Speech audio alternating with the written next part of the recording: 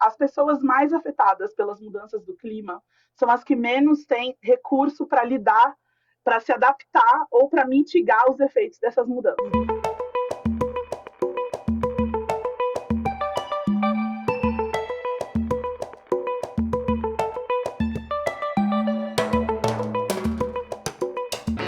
Oi, você tá na Mina e o papo de hoje é sobre equilíbrio.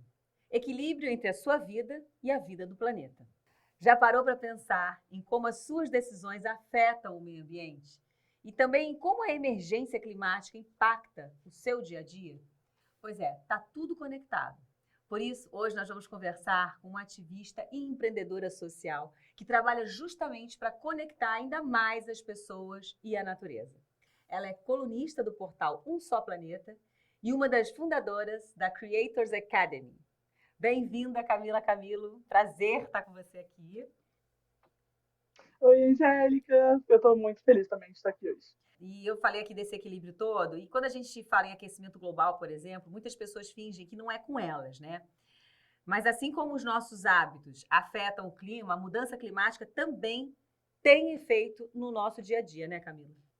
Tem, e de diversas maneiras. Tem gente hoje em dia, por exemplo, lá na Europa, que está curtindo que curtiu o verão mais quente da história. Uhum. Mas as pessoas não associaram que a temperatura subir, né, essas ondas de calor estarem tão fortes, por exemplo, numa região que naturalmente não precisava viver esse clima, não é legal. Porque a verdade é que a gente tem emitido mais gases de efeito estufa, a gente tem colocado no planeta mais resíduos do que ele pode absorver. E aí, aqui no Brasil, por exemplo, as chuvas estão aumentando em lugares em que normalmente não chovia tanto. A gente pode ver o exemplo de Recife, por exemplo, mais recentemente, que ainda não conseguiu se recuperar. Uhum. E tudo isso por quê? Porque as cidades não estão preparadas para lidar com essas mudanças do clima e a gente ainda não colocou isso no nosso dia a dia. Sim. Agora conta pra gente o que é a Creators Academy. Bom, a Creators Academy é uma experiência que convida pessoas produtoras de conteúdo, geradoras de conteúdo, para se relacionar com os biomas brasileiros.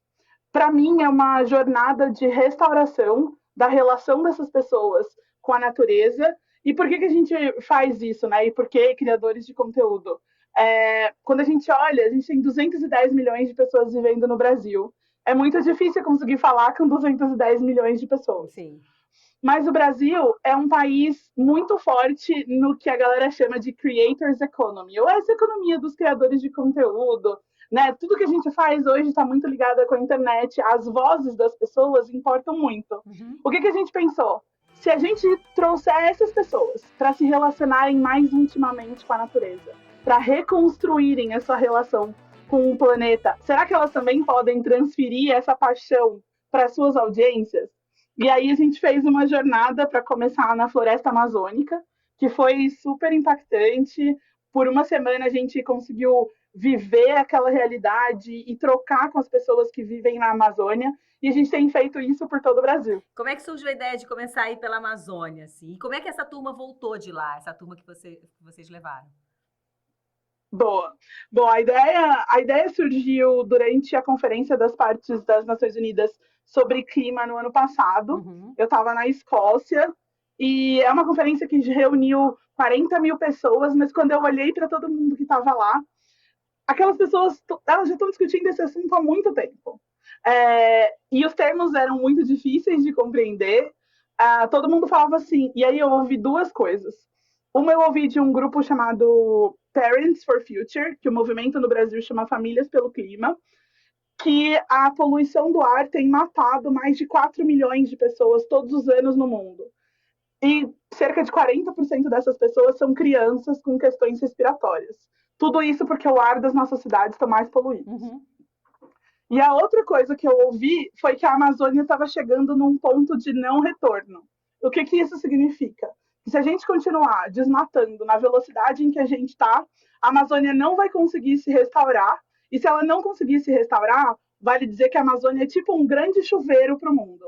Os rios voadores que nascem a partir da transpiração das árvores na floresta levam esse equilíbrio, um clima no resto do mundo. É difícil compreender isso em larga escala se a gente não tá vendo o trabalho das árvores. Mas é como se você estivesse descendo a serra, aí você vê todo aquele tapete de neblina. Aquele tapete de neblina são esse suor das árvores. Quando isso se perde, o tempo fica mais quente, as secas se prolongam, a gente tem menos acesso à comida e etc. E aí, quando eu soube disso, eu falei, meu Deus, eu preciso falar com as pessoas do meu dia a dia, eu preciso voltar para minha comunidade e contar para as pessoas que elas estão sendo afetadas por isso. Aí eu conheci um amigo lá, Raul Santiago, que é do Complexo do Alemão, e ele falou também, meu, lá no Complexo do Alemão a galera não sabe nada sobre isso. Ah, ele é um comunicador, falei, eu acho que a gente tem uma receita aqui. E a floresta amazônica, porque ela é hoje a floresta tropical com maior influência no clima global. Então, a gente pensou que seria melhor começar pelo bioma, que mais impacta o maior número de pessoas. Você, como ativista empreendedora, quer dizer, você levanta essa bandeira da justiça climática, né? Que ideia é essa? Explica pra gente. A ideia é de a gente pensar o seguinte: as pessoas mais afetadas pelas mudanças do clima são as que menos têm recurso para lidar, para se adaptar ou para mitigar os efeitos dessas mudanças.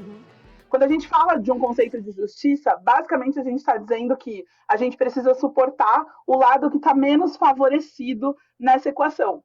Então, se a gente pegar mulheres, crianças, pessoas mais pobres, zonas periféricas urbanas, zonas rurais que não têm acesso, por exemplo, a saneamento, iluminação, internet, essas pessoas, elas são as mais afetadas, mas só porque elas não têm condições de se adaptar a todas essas mudanças. A justiça climática vem para pensar em como que a gente transforma, né, a realidade dessas pessoas, proporcionando para elas condições de se adaptar ou de mitigar os riscos que elas estão expostas. Sim, sim. Muita gente defende que o Brasil tem tudo para ser um país que vai guiar o mundo, né, nessa direção aí do equilíbrio climático. Agora, Camila, na sua opinião, o que dificulta isso na prática?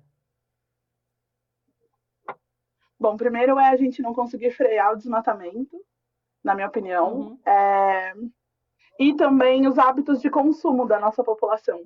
A gente veio criando, né, veio fortalecendo o Brasil num lugar em que só o indivíduo importa.